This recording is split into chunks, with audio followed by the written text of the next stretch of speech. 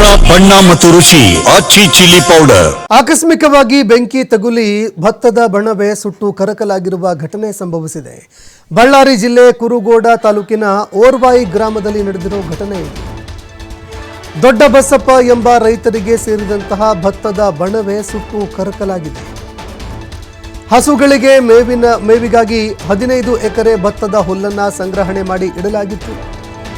ಅಂದಾಜು 3 ಲಕ್ಷ ರೂಪಾಯಿ ಭತ್ತದ ಬಣವೆ ಸುಟ್ಟು ಕರಕಲಾಗಿದೆ. ಸ್ಥಳಕ್ಕೆ ಆಗಮಿಸಿ ಅಗ್ನಿಶಾಮಕ ಸಿಬ್ಬಂದಿಗಳು ಬೆಂಕಿ ನಂದಿಸಿದ್ದಾರೆ. ಕುರುಗೋಡ ಪೊಲೀಸ್ ಠಾಣಾ ವ್ಯಾಪ್ತಿಯಲ್ಲಿ ಘಟನೆಗೆ ಸಂಬಂಧಪಟ್ಟಂತೆ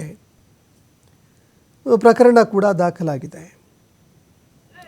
ಇನ್ನು ಇಡೀ ಬಣವೆ ಹೊತ್ತಿ ಉರಿತಾ ಇದ್ದಂತೆ ರೈತ ಕಣ್ಣೀರಿಟ್ಟಿದ್ದಾರೆ. ಈ ನಡುವೆ ಸ್ಥಳಕ್ಕೆ ದೌಡಾಯಿಸಿ ಬಂದಂತಹ ಅಗ್ನಿಶಾಮಕ ದಳದ ಸಿಬ್ಬಂದಿಗಳು ಬೆಂಕಿ ನಂದಿಸುವಲ್ಲಿ ಯಶಸ್ವಿಯಾಗಿದ್ದಾರೆ.